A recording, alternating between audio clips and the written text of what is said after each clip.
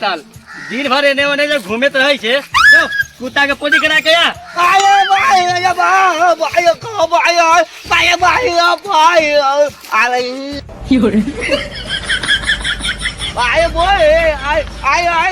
कामो न करत रही कोरोना गहुम कटबी छे जो कुत्ता के पोटी करा के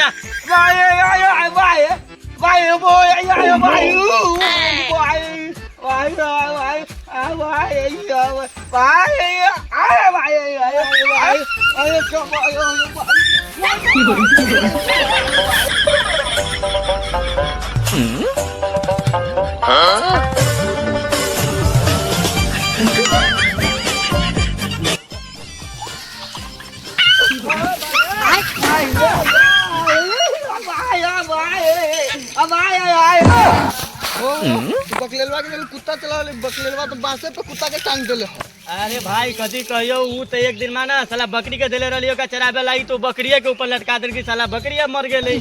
कहियो घर में आग लगा देती यार का जल्दी चलो जल्दी चलो जल्दी जल्दी ए साला बैठल कुत्ता कहां है गर्मी में सबके गर्मी से गाड़ फटी छै तोरा ठंडा लगी छै